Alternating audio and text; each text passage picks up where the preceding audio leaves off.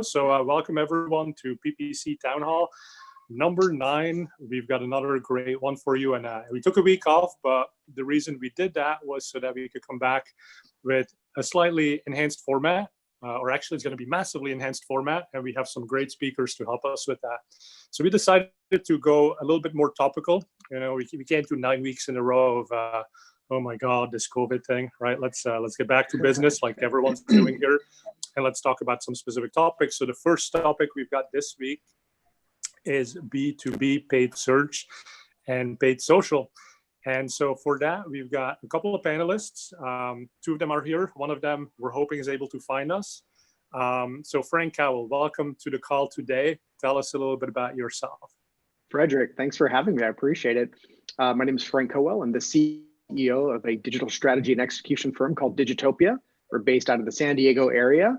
And we work with firms to help them target and identify their ideal prospects online, as well as throughout the entire buyer's journey, so that they can engage people with meaningful content and offers and create unique positioning along the way. And of course, PPC is part of how we create some of that engagement. And I'm happy to talk about all the other ways that we do that as well.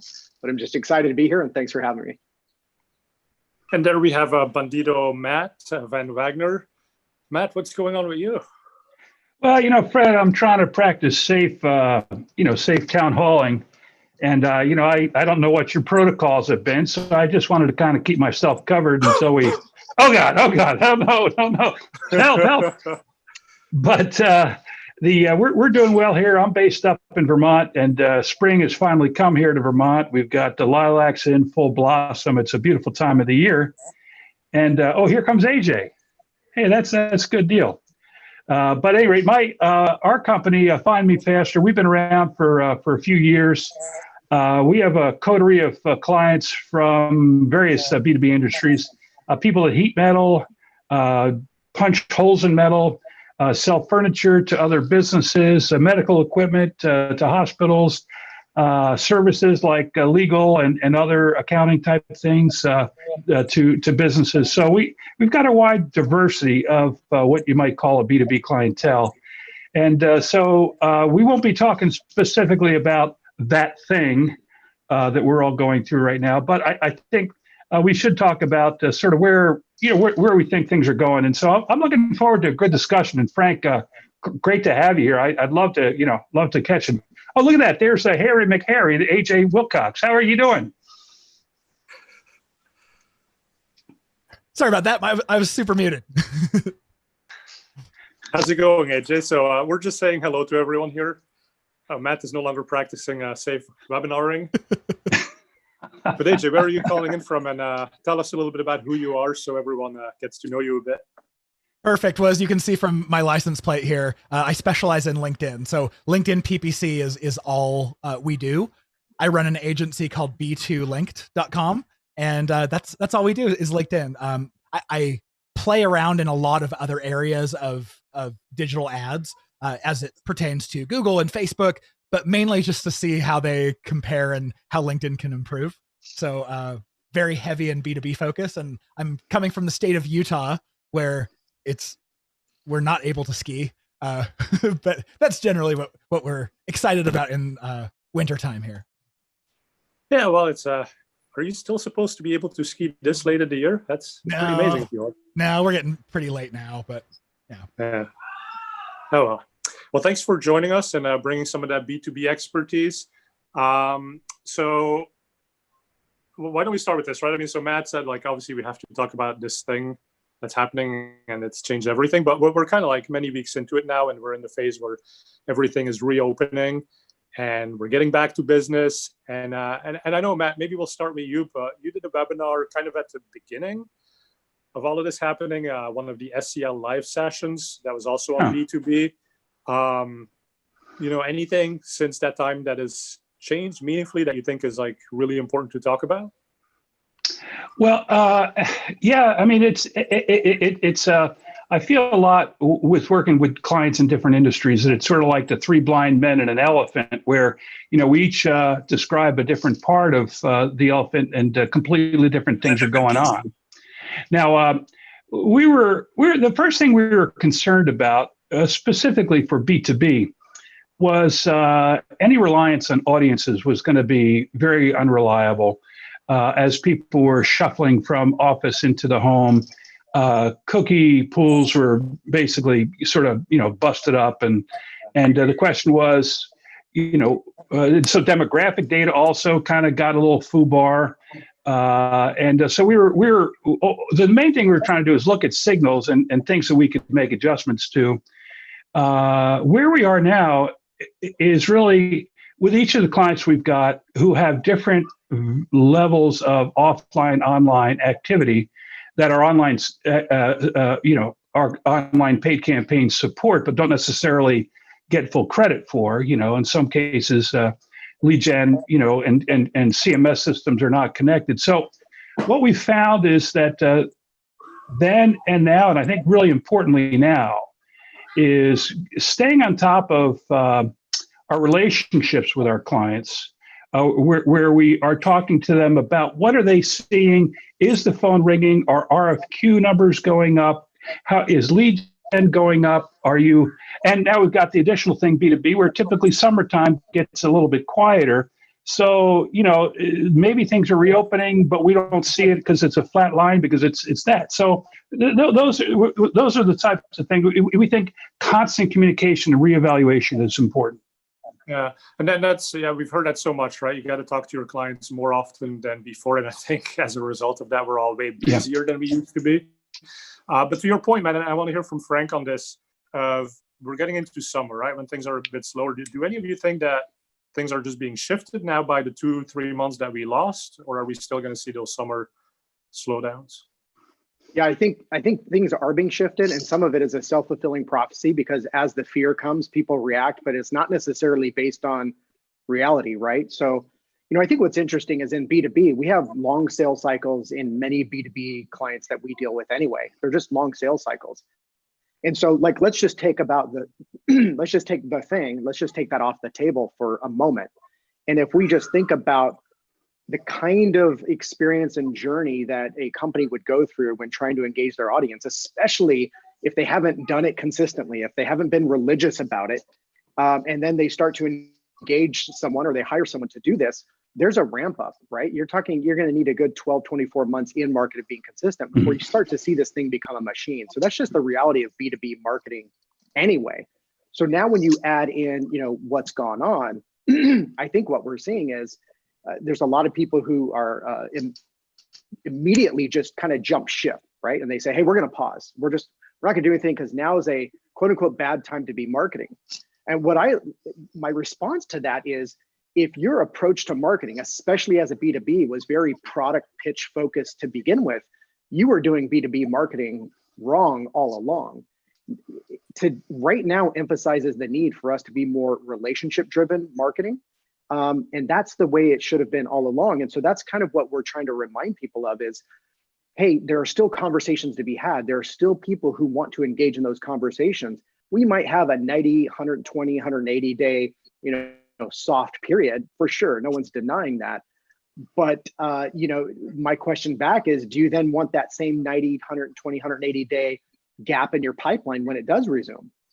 Because the conversations you forego today are going to be sales opportunities you don't have 3 and 6 months from now. So I think right now it's more critical than ever to be relationship driven in your approach as a B2B. Hopefully this is a wake up call that's what should have been happening this whole time. If you don't mind, shameless self-plug, I wrote a book and launched a book recently called Building Your Digital Utopia. It's on this very topic of building relationships digitally. And it's especially apropos for B2B organizations. So I would highly recommend B2B start looking into how they can be more relationship driven and not so product and pitch focused. Yeah, we'll put a link to that book on Amazon up on the video afterwards, but that's a good read. And AJ, I would like to loop you in on this piece, right? So if we're talking about having conversations as opposed to pitching products, LinkedIn seems like the ideal place to start those conversations. So tell us a bit about what you've seen and how B2B has evolved in this weird time. Yeah, and just to add on to what Frank said, Frank, that was brilliant, by the way. Thank you so much for sharing. Just to add on there, I think there's a lot of fear and uncertainty in the market. So we might see people being unsure about budgets, having reduced budgets. And so maybe we're going to see kind of a reduced, dampened summer, but then we're also going to see smaller budgets moving forward as people are just trying to figure things out. On top of that, people right now, because of that uncertainty, are afraid to sign big deals. They're afraid to sign contracts. And so these people who were in the pipeline are not closing. So I think there's a lot of fear here. I think B2B marketers are maybe rightly getting scared. But on the other hand, if you understand that this is the best time to be advertising, just like Frank mentioned, right now, ad costs are the lowest that they will ever be across all networks. And because of that, it's the cheapest way to get in with an audience. On top of that, specifically for LinkedIn, we see audiences are spending more time there, probably because they're either hedging their bets looking for another job, or they're not afraid of their boss walking by and seeing them on social media. But for whatever reason, they're on LinkedIn in droves. So more people, more attention, and lower costs. This just seems like the perfect formula to me for a long sales cycle. Take advantage of the lower costs now to build your pipeline and start those conversations. If you are running ads specifically bottom of funnel, you're trying to get people to close deals. I wouldn't do that right now. I think that might be a waste of money while there's uncertainty, but certainly start those conversations and relationships while it's cheap, and don't suffer, 18 months from now when you have an empty pipeline. Yeah, if I can just, add on to what AJ's saying, like, this really means organizations have to look at the entire journey of their experience and make sure that they have relationship-driven assets and offers and engagement the entire step of the way. What I tell professional service firms, B2B firms, a lot is, if you really look at your businesses, more times than not, you'll find that they're very binary. You're either not a client or you are a client. You're a customer, you're not a customer. And the problem with that is that's not a business model. Excuse me, that's not a business model that works for what your clients and prospects actually go through. They go through this whole journey of like learning, and they kind of want to try some things on their own, and maybe they're going to hire somebody, and then maybe you're going to augment with a half a person. They're going to try some things along that journey. So if you're not there, digitally in that journey, you're missing the boat to build positioning and awareness and relationships before you're ready for that one-to-one sales opportunity. Well, if I can, let me just make one final question, because I think when we talk about this in a general sense at sort of a 20,000-foot level, I think no one can take exception to anything we've said.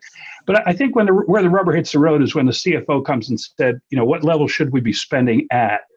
Are we at 75%? Should we, cut to 50? Should we go to 150? So the conversations about, what level of investment to put in your advertisement is where the rubber hits the road. And to your point, both of your points, I think a lot of people, well, it depends on what you're selling, of course, too, but a lot of people are looking to reopen offices.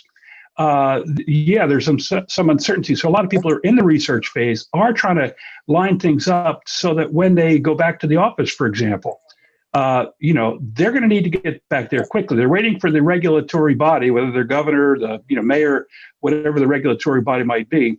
So I think that what's going to happen is, I agree that we're going to see very soft closing rates, but I think what we're going to see is these really weird spikes of, oh my God, I need it now. Things are going to sort of spike up. We're going to see a lot of sort of variation back and forth over the next couple of months.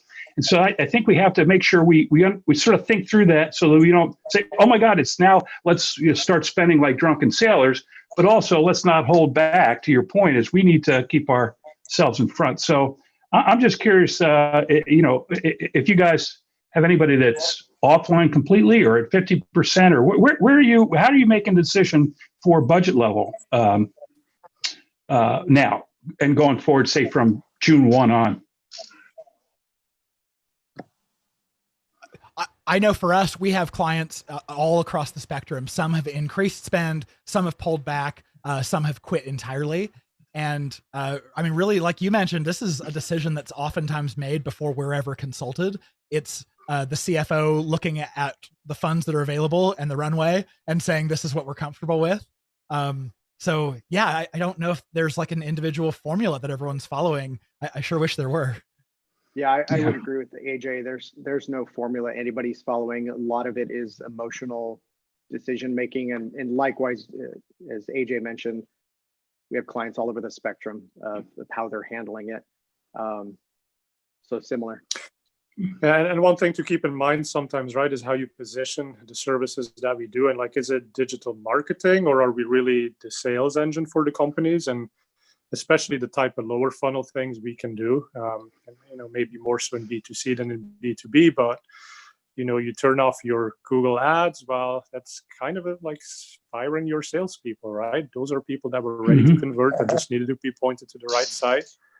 And that's dangerous. And I agree. I mean, we've seen this over the past couple of weeks that a lot of this has just been a knee-jerk reaction, just like, hey, whoa, let's pause for a second, let's figure out what's going on. But then fairly quickly, those that can actually still sell at some level have come back.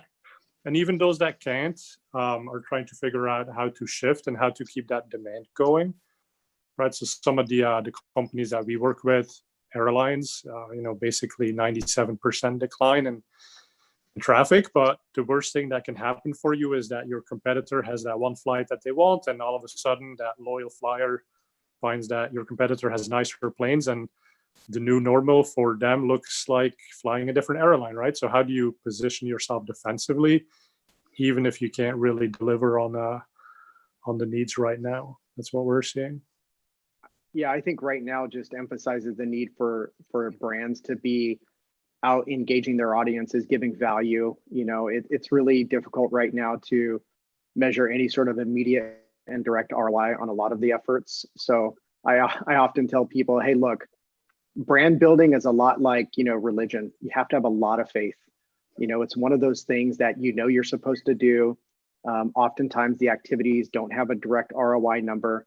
And especially right now, a lot of what you're going to be doing isn't going to show up 30 days later. You're just not going to see that.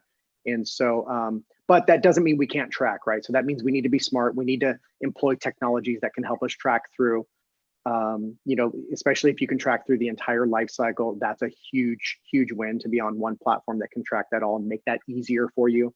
And then just getting selective about which platforms you're going to engage on. I know in my experience, a lot of our B2B clients don't gravitate towards Google PPC, Google Ads. We have some hit and miss there, especially if it's professional services. With professional services, a lot of the feedback that we get, and anecdotally what we've even seen is, you get a lot of leads that aren't necessarily the ideal fit anyway. There might be like tire kickers, or they might just be out of wrong fit. So I think now is the time to really look at like where are your great fits coming from. And maybe like go all in on a LinkedIn, for example, because LinkedIn, for example, and AJ can speak about this, but offers several opportunities. Not only can you do some in-mail outreach, you could be just doing some organic connection building. You can be posting content. You can start a group.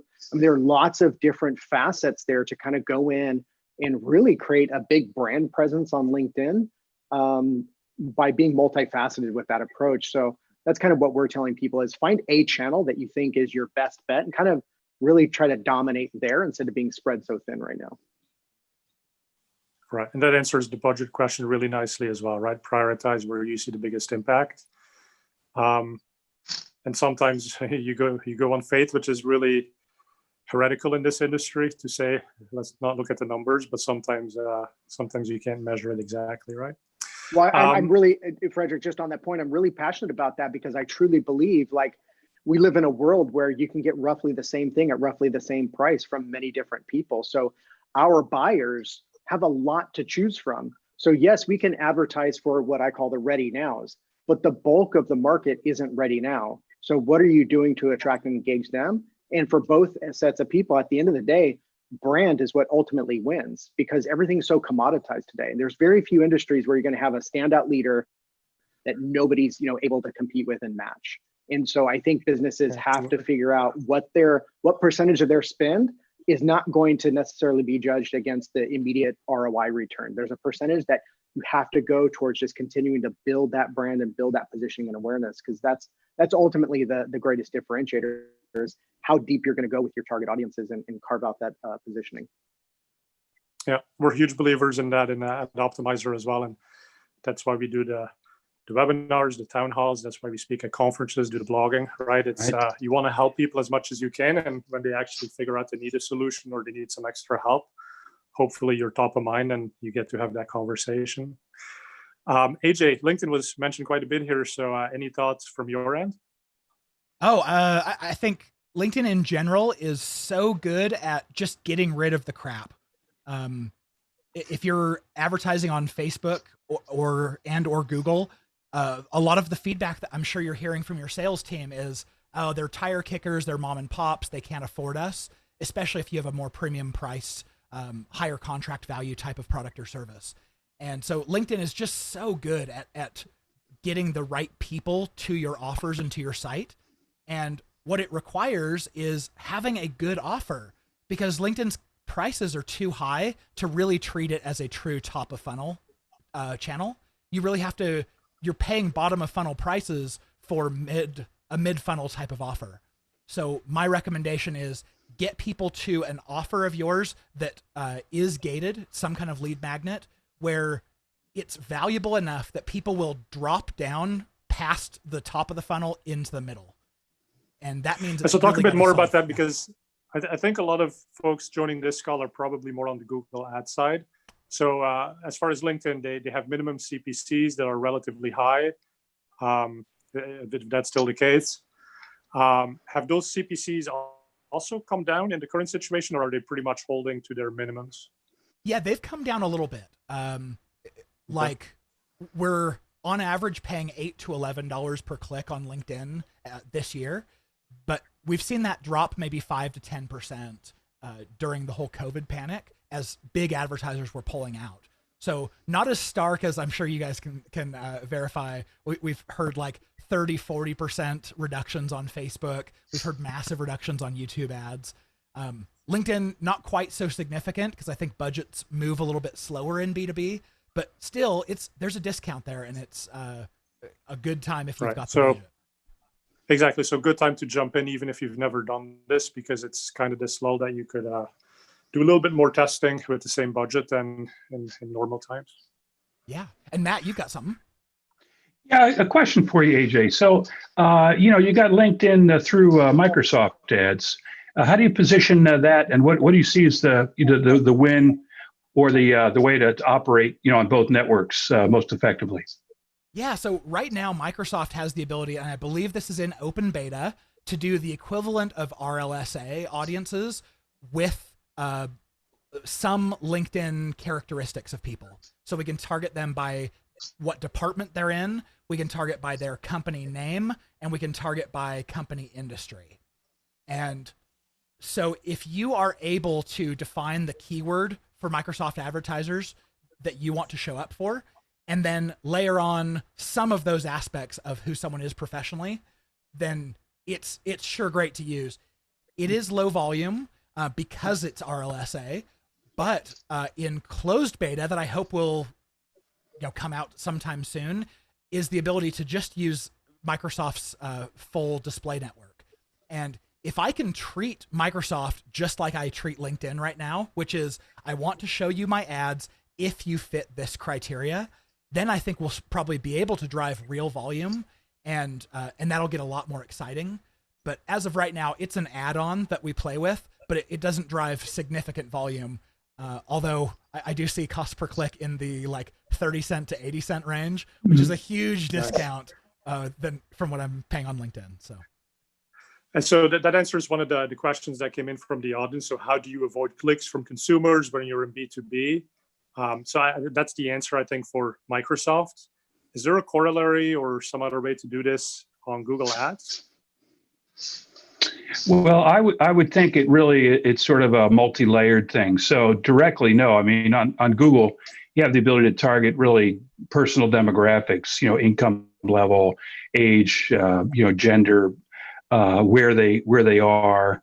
and that's about it. So where you've got areas of high crossover, you have to use your ad copy to really sort of filter out. What you're trying to do is you're trying to filter out the unreasonable clicks. So the other thing you want to do in that regard is to leverage the types of things you can do on the social media to build up audiences of, pulling in, like on LinkedIn, pulling in some other types of areas so that you don't have to pay the $10 to $12 to $20, $30 clicks you would have to on Google for some industries. What you're doing is you're building up audiences so that you at least have a better slice of beef that you're sort of trying to work with. So yeah, you can't do it, but you have to really be clever about it. And I love that, Matt. So tactically, what does that look like? Does it mean you post articles, blogs on social media where you have those advanced targeting capabilities, and then you cookie them once they read that page, and now you have your RLSA list or something to that effect? That, as well as running, ad campaigns. You can do some reasonable targeting and ad campaigns on Facebook. Somewhat within Twitter, but right. I think so you can promote the content, and then but it's on the landing page you capture that user, put them on the cookie list. That's the idea. Right. Yeah. Nice. Hey, the biggest question, or the most voted for question we got was B2B companies typically have longer sales cycles than B2C. How does this affect the company that's coming back online after they may have been inactive or mildly active for a while? I've got one on this one. I think huge importance for using your retargeting audiences smart and not cutting search channels out of your mix. If you have long sales cycles right now, I totally understand why you'd want to cut back on maybe Facebook and LinkedIn, where these are longer sales cycles. They're just starting the conversation. So feel free to peel back there, but don't pull back on your search where people are ready to take action now, and don't pull back on your retargeting that should by far be the most efficient spend you have. Right. And we even heard, I think, in the Search Engine Land Live session, I think it was Brad Geddes who was saying that some sales cycles have actually shortened significantly, because, and I can imagine this to be the case, right? So you have clients who have completely different needs than before. They need to be more efficient. Maybe they need technology. Maybe they need the solution. Maybe they need legal advice. They need financial advice to get the loans, whatever, right? So all of us tomorrow, or my business is going to go under. Have you guys seen any of that as well? And I imagine it's pretty mixed, right? Yeah, I think let me just give a context to that, Frank, and I'll let you answer. Brad was talking about that right at the very beginning of this whole deal. Okay, so I wouldn't hold that as being an opinion he has now, but certainly was up front. So go ahead, Frank. No, all I was going to say is the opportunities we are seeing, they're much faster. There's just fewer opportunities, right? There's fewer people in market, but the ones we are seeing are definitely much shorter. I don't think that's indicative of anything long-term or a trend that's going to last, but we definitely are seeing any sales up. For example, we had April was one of our best new sales months that we had in a year. But I don't think that's necessarily indicative of a trend that's going to stick, that these opportunities will come and close in less than a month. La marca se siente mejor. We got a little bit of background noise from Esperanza, I think. Oh, she can mute yourself. And I'll also throw this in there. A lot of the sales cycles that have been sped up are because your product or service plugs a hole that has been created by the new working situation. So imagine all of the people who were not considering Zoom subscriptions before this happened, and now all of a sudden, Zoom's got an 80% conversion rate on their sign up page, and I think that's just for some people, some products and service. Maybe you got lucky, and this whole working from home, working remotely, servicing customers remotely and digitally, if you work well with that, then maybe you're seeing a huge increase in performance that, when people start going back into the office, if that is a thing, maybe you can expect that not to be a trend, but yeah. And that's a good point, right? So if that is a thing, going back to the office, and so I live in the Bay Area, and Google is basically not going back until at least the end of the year. Twitter is never going back. Facebook is going to keep 50% of its people at home, and they expect that to happen over the next 5 years, right? So if you're one of these businesses, like say you're a landlord, a commercial real estate, or somebody who's like really feeling the negative impact from this new normal taking hold, what do you do? I mean, is there messaging that you can do? Are you having to go crazy on special offers to bring people back? Well, Fred, I'm just going to say I picked the wrong week to give up drinking Scope. Oh, Matt. There are, hey, there are some businesses that just absolutely will not come back. Or if they come back, it will be, sometime next year. I would think, it's interesting you talking about this because Mike Ryan at Smarter E-commerce published a nice blog article. And right at the front end of this whole, March 15th, the Ides of March really were the Ides of March this year. But the weirdest thing was that e-commerce rates were up, conversion rates were up, revenues were up. It's like, what in Glorioski's name is going on here, right? But I think as we see, that was sort of panic buying. I got to get this done before I leave the office. I got to get done because I got to fill up my fridge. I got to buy the electronics. If you tried to buy a headset or a mic at Staples, forget about it. So a lot of things spiked right up. But then it sort of settled in this pattern. So now we're sort of at this trough. And so I think, to your point, if you're a company that sells disinfectants, electrostatic sprayers, PPE, things like that are directly related to reopening safely. Sneeze guards, Lexan, plexiglass, blah, blah, blah. Yeah, the biggest issue is when the governor says, we're in phase 2 now, you can reopen, bang, all the uncertainties are gone. Purchasing managers are going to want to mid-buy. They're going to want it quick. So I think in terms of messaging, make sure that you're clear about what you can deliver quickly, because that's an advantage, and don't discount. I would say do not discount right now. Don't be a price gouger, but this is not the time to offer discounts. I would offer, quick, safe, blah, blah, blah type of messaging rather than get it cheap. This is not cheap time. Right. No, certainly not cheap time if people actually want what you're selling, but if you have to get them back to, flying, for example, where people might be a bit more hesitant. Okay. And again, this is not B2B. But what was really fascinating, and we talked about this a couple of weeks ago. So now retail stores, clothing stores get to reopen, but if you ask consumers what percentage is actually comfortable going there, it's maybe a third of people. So yeah, great that you get to be open, but good luck getting anyone to come into the store, right? And I think that then translates into what you're saying. So if you're that store, you need to figure out what is it that the consumer is worried about. Is it the fact that you don't have plexiglass at the register? Is it the fact that you don't sanitize the store often enough? And right, and then I guess that translates into which vendors do you have to go and get more stuff from to get people to come back into buying.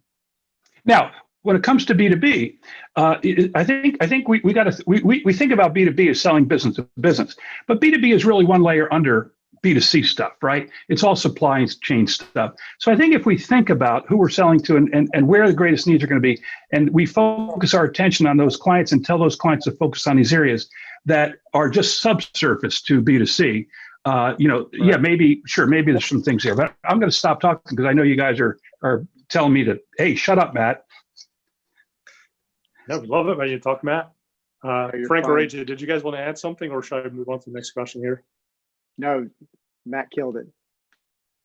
Oh God, Matt, you're killing it. Must talk be that is scope. Talk is cheap, and we're about to find out just how cheap it is. All right, here's another question. So does the increase in work from home scenarios increase the audience landscape to target both business and personal profile because the use of a home PC has increased? So I guess there's a lot to that question, right? But I guess it's talking a bit about the shifts in device usage, the shift in working from an office versus a home, and how do you target to B2B when people are no longer where you expected them to be? I mean, on LinkedIn, this has been really positive for us. I saw a stat that interactions in the news feed are up 60%, and shares in the feed are up 40%, just in the last few months. And so if you are an advertiser on LinkedIn, this is great for you. People working from home, they've got the browser open, they're more active, they're more open to opportunities and conversation. So I think that's great. But it'd be hard for me to draw a corollary to any other platform or sort of behavior. But man, I'm enjoying the whole work from home thing. Yeah, I think the attention is better for B2Bs because, in an office, if part of your attention is spent on the distractions in the physical office, well, your distraction now is maybe a little bit more time on LinkedIn. So I think that's probably why we're seeing it as well, right? The engagement is definitely higher. And I wouldn't be surprised if it does shift our device usage a little bit. Like maybe if you're working from home, you're not on your mobile device as much because you've got everything on your home PC that you need. I don't know. Or maybe it's the opposite. Maybe people are using mobile way more than they used before, and now they're available on both devices that they're logged into. Not sure.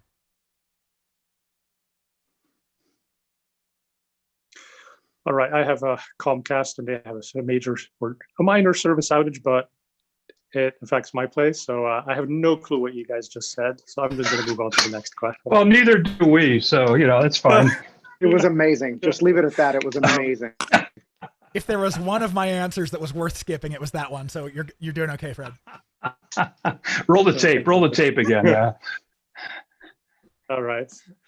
So there's another question this came in from Anthony, but about percentage of budget that you should spend on a brand before you start to cannibalize organic to the point of no gain. And is there any way to test this? That's a complicated question, right? Yeah, I mean, it depends on, are you talking about brand in terms of branded search terms or just general promotion of brand proactively, like on social media, right? Because like on Google, you're going to be doing branded search terms for your brand. On other platforms, you're going to be proactively putting it out. It's not based on a search. So I think it depends on which one is being talked about. Obviously, the general rule of thumb for us is, go ahead. I was going to say, let's go on paid search first, right? So to narrow the question a bit. Yeah, Matt, do you have any thoughts there? You're probably better to answer that one than me. Boy, this is a perennial question. It has been since we began this whole industry, isn't it? I think one of the unique challenges we've got in B2B is, do we really have a good measurement? And it probably varies greatly from small companies to medium, 30 to 50 million and then larger. Do we really have a good understanding of how much of our money is actually being directed towards people that already know us and love us? My take on brand marketing for B2B, where we're not talking about famous brands, Staples, for example, which is very B2B, well, B2C too, but your normal everyday, machine shop down the street. The brand clicks are cheap. Protecting the space in the search results against poaching from competitors who are miserable SOBs, as we all know, because on the flip side, we're them, right? But I think it's important to claim that territory, number one, and make sure your competitors don't. So if you've got cheap clicks on Google and you've got the protection against pushing your competitors down, and by the way, you often get more of the extensions shown, because you've got the brand authority. So you definitely grab some real estate. But then I think the final thing is, especially when things are fast moving, your ad on your brand terms give you some messages to be able to get out to people that they might not be aware of. So, hey, we got these things in stock, call us. Whatever, and you can bring them to the page that you want to. And so I think that's always the big issue about having your brand ad is, as opposed to letting organic results dictate where someone comes on your site, the paid, you say, this is my message, this is a landing page. And so there's a much more efficient transaction. So I think in general, I would never abandon. And I very rarely worry about brand in a B2B environment. Overspending it, I mean, yeah. And I think LinkedIn is just too expensive of a platform to run brand campaigns on. So quite frankly, I don't do it. We jump right to the middle of the funnel. So if it's LinkedIn, don't spend brand dollars there. Yeah, what's interesting about that, AJ, is that we teach our clients a methodology that's particularly appropriate for B2Bs about a journey-based funnel. And in an ideal scenario, we educate people first to get them indoctrinated to the brand before we try to get them to some of those higher levels of engagement. But on LinkedIn, you just can't do that. We have to tell people, hey, we've got to go right kind of towards the middle of this relationship and get people who are already kind of there, because the math just doesn't work out, as you mentioned. The other thing I'd mention is one thing that you should be doing during this whole time of maybe there's some free time to do things that are lower on your priority list, is make sure your Google My Business listings are really potent, because that takes up a good amount of real estate. And that can be instead of getting the paid click, if someone sees that big thing there, you might get them clicking through, and you can have reviews. There's all sorts of good data that's there, hours that change from week to week. We're open now as of, we're open for blah, blah, blah. So I would encourage people to make sure that, their Google My Business or their Bing business account, Microsoft business accounts are nice and sparkly.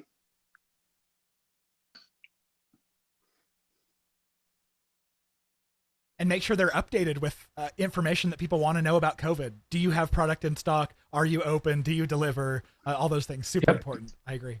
Yep. Guys, Fred got disconnected for a little bit, so I'm gonna ask you guys the next question, and it's related to your opinion and your thoughts on smart bidding for B2B campaigns, especially considering that most of those campaigns have low conversion volumes. So in this case, that will apply more towards search and Google than, of course, LinkedIn. But I'm not sure what you guys think about it. Frank and Matt, take it away. I got nothing on Google. Yeah, Matt's probably a better guy on that one than me. I'm not the technical and the weeds guy on Google. Well, actually, Frank, I think your point earlier was spot on. So when it comes to smart bidding, you can do it to a terminal, event like a sale, right? A shopping cart event. But if your smart bidding is based on all those touch points or some degree of the touch points along the funnel, and those signals can be given, to the smart bidding, algorithm, then I think that you will recover a little more quickly to any disruption that the algorithms, see. And I think we've seen the biggest disruption, right after March 15th or April 1st, whenever things started to really come to a close. But those routines are pretty good. Again, I'm quoting Mike Ryan because he had just published some data. He had shown that things were probably recovering pretty well. The algorithms were adjusting to new levels at a pretty reasonable rate pretty quickly. But I think that the more signals, especially in a B2B environment, that's e-commerce, which is a lot of B2C. But B2B, if you have things like, they viewed this video, they downloaded this white paper, they did, requested this, that, and the other thing, and those things are, along the path you were talking about, Frank, about the relationship building, then I think smart bidding, you just keep your eye on it, make sure it's picking up all the signals and the signals that are important now. But I wouldn't abandon it. By the way, Christy Olson on a Microsoft Partners call last week made the point, and this is it's sort of like too late if you've already done it. But the worst thing you can do on the Microsoft network is to turn your campaigns off. And they're not saying that because it's a click-based, we want to sell you clicks. It has nothing to do with it. But it's better to reduce the budget or reduce, I think budget's probably the better, regulator to use. But don't turn them off, because that kind of screws up and they have to build up new heuristics when you come back online. So, it stops tracking the types of impressions you would have had, impressions shared, blah, blah, blah. So if you are finding that you're going now into a double deep, sort of slow time because of summer, which normally is low. Don't turn them off, just regulate them a little bit with budget and bids. Yeah, sounds like good advice to me. I think that's a great point. And this may not get into the technicalities of smart bidding, but some of what you were talking about, Matt, reminds me a lot of what we bake into how we go about doing online advertising for our clients. Is we have this concept of follow the funnel. And so that means that as your prospect engages with your brand digitally, as they move through that experience, the ads on all networks should change and recognize where they're at and offer the next thing in the relationship level, as we call it. So if they visited your cornerstone piece of content, which we call the education level, but they didn't take advantage of your lead magnet, which we call the empower level, then the ad should change to the lead magnet to get them to do the next thing. Well, if they took advantage of the lead magnet, but they didn't get inspired by your deep dive content and didn't go there, well, then your ad should adjust to then show them the inspirational content. So, that idea of following the funnel is really critical. It means you have good audience maintenance going on. So that way you can technically make that happen. But it's important because otherwise they just see the same thing, right. everywhere But to your point, I don't know how many people are aware, but it used to be that your conversion actions were defined at the account level within Google.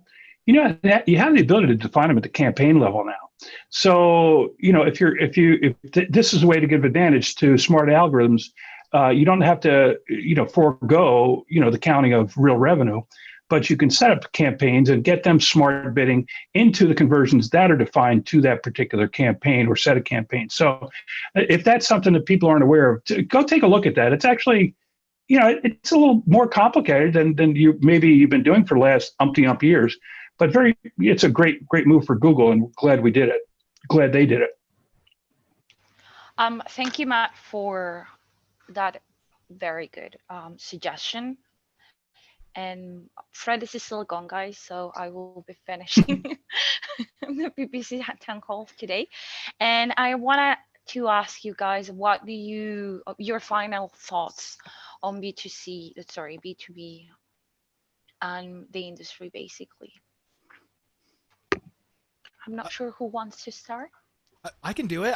I think just kind of recapping what I shared before, right now is such a good time to be advertising for B2B because the costs are lower and because we know these sales cycles are longer. So take advantage of starting the relationship now so that you don't have a big dearth of your funnel process, 6 months from now or whatever. And it does mean, because we have more time on our hands, it means you've got to create better content because your competitors are also creating content. So you need to make sure you're standing out. So make sure you're creating things, especially on the lead magnet side, that really do solve a major pain point or satisfy a curiosity. And if you can tap in with them, you'll be able to get people to skip past the initial top of funnel stage and right into the mid funnel. And that's where LinkedIn really plays best. So that's my advice.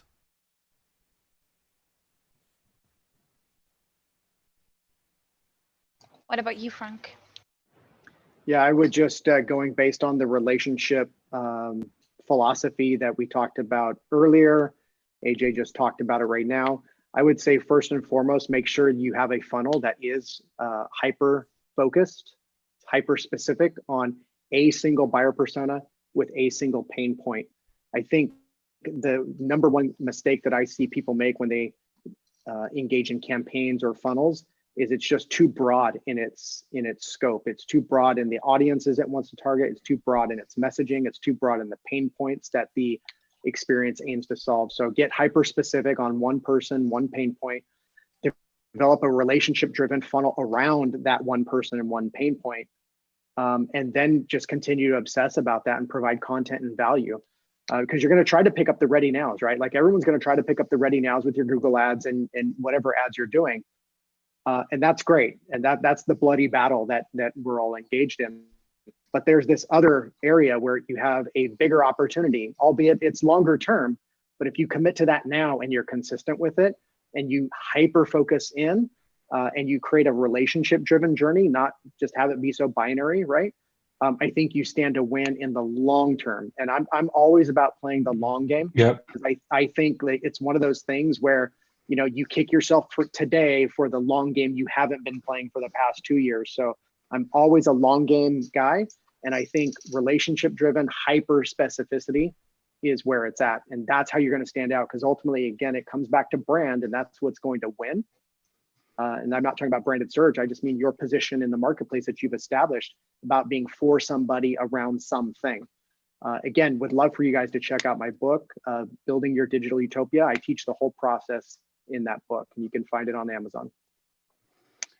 Frank, that's really awesome. And, you know, I think I was just listening some sort of these investors on some of these financial shows.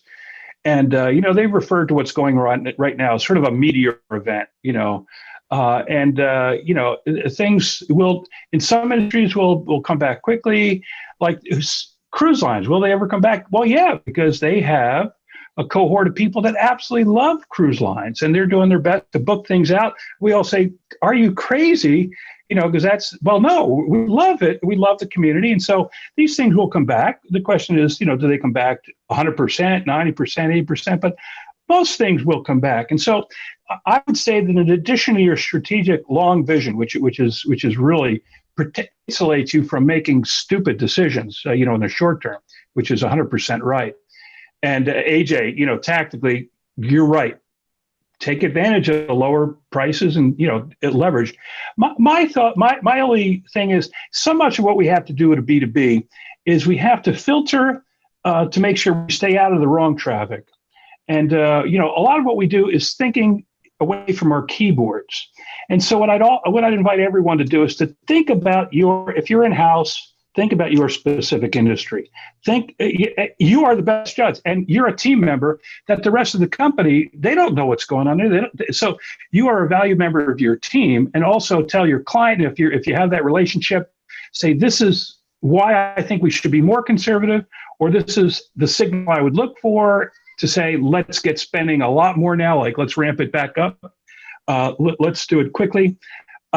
Every day, if you're calling it in from stuff you've been doing from a year ago, because that worked, don't think that that's going to work. Every week, rethink your base assumptions, deconstruct how you're thinking about the marketplace, reconstruct it that is using your gut instinct, which is your best judge, and then do these things that Frank and AJ have just talked about.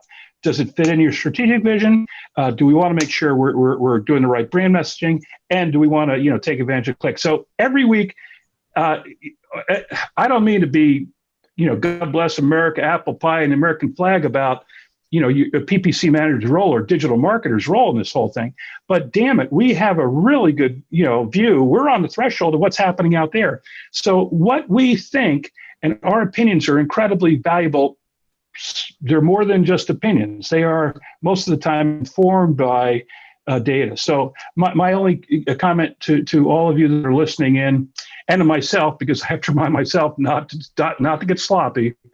What do we see right now, and make sure we validate that opinion with our client, things we read in the marketplace. Let's see if we can think about what the next 3 weeks or 3 months will look like in our little thing, in our little corner of the world. And so that's my advice to you. And you already know how to do all the technical stuff, you know, changing bids, audiences, blah, blah, blah. Use your brain a lot these next couple of weeks. Amen to that. Yes, Well, Matt, that was a very useful insight on how to start investigating and maybe analyzing more about the industry and more about the company before taking any kind of actions. So thank you for that.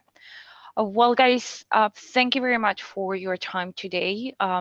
We will be promoting and sharing more information about Frank's book on the recap that we will be sending by the end of the day. But well, again, thank you for your time and for your patience. And I will say you bye on behalf of Fred. Well, I'm going to send Fred a bottle of Scope because this is the wrong week to have given up Scope. So